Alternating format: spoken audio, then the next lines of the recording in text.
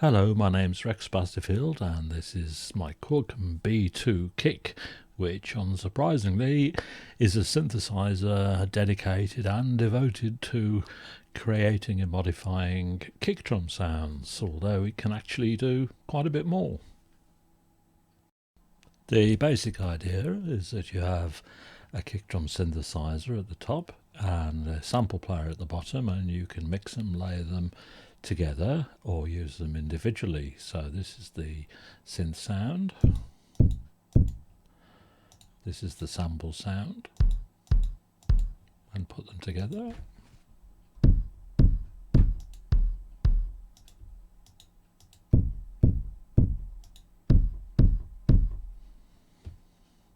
Additionally, you have a main filter here which is dynamic with its own envelope generator, and you can route the synth to it, the sample to it, or pass that through direct, in which case the filter is not in use. So you can add a dynamic filter just to a sample if you don't wish to use the synthesizer section.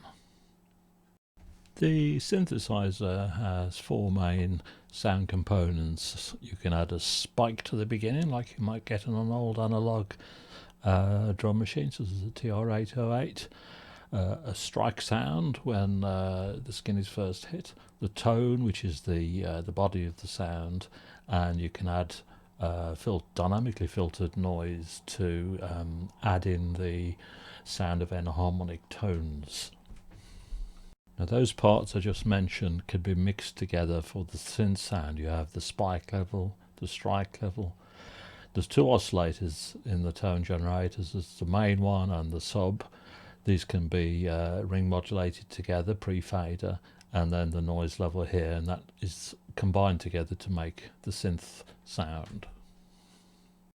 There are 5 identical envelope generators, attack decay generators in the system, and this envelopes section here is the global setting for those. The limiter in this section actually operates on the envelopes rather than on the audio signal itself. So in my view it sounds a little bit better than an audio limiter, so I'll just demonstrate that.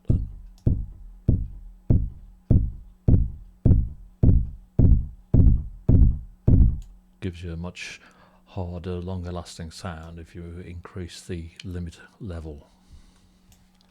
Now it may be that you don't want all the sounds to repeat exactly all you made it, but if you don't, you can increase the amount of randomness for each envelope generator, and this will set a different output level for each envelope generator depending on the amount of randomness that you dial in.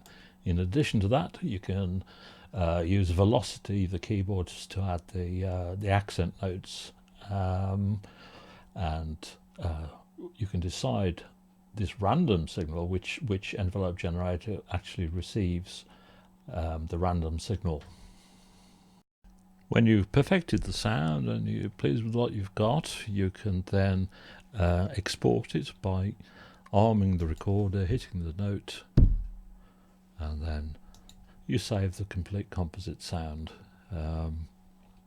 as you wish, and then you can import that into your favourite drum machine. You don't have to use the B2 KICK as a live plugin. One of the features of the sample player is that you can pick out a section that you wish to hear. So if we set a beat going, just got the sample playing now. So let's say we want that, whatever that one is. So let's move the start there.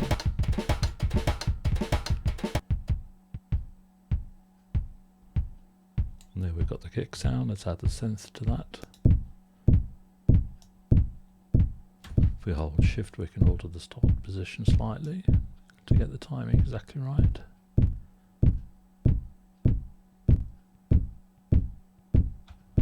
There we go.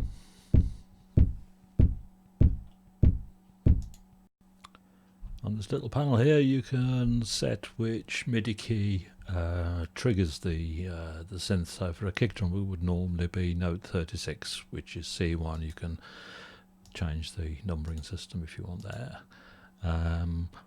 Or you can spread it across the keyboard, and if I make that pitched. I'm just playing different keys. At a high level it sounds a bit silly, but you have that option. The presets I've included are basic starting points because I didn't want to make thousands of kick drum sounds. I think anybody interested in this would want to delve deep and make their own. So we've got a basic 808 sound there using the filter. Something similar using an oscillator. Power kick.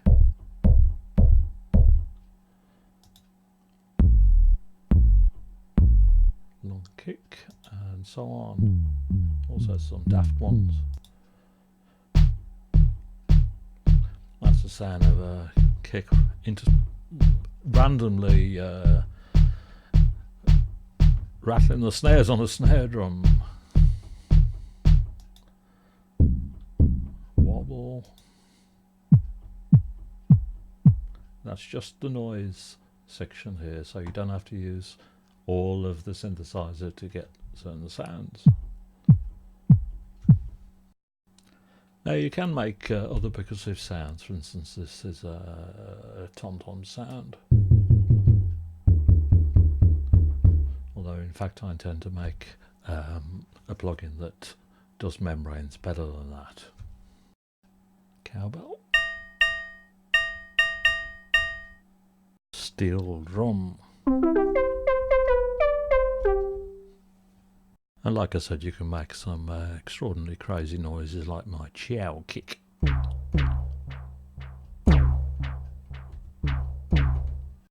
Toy piano sound.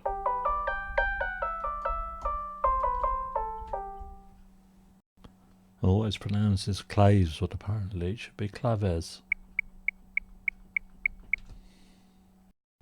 So if you fancy delving deeply into the dark art of kick drum synthesis, then I would recommend that you read the user guide, because there's a lot more detail in there, and you may find things that you weren't aware of. So have a look through that first, and so until the next time, bye.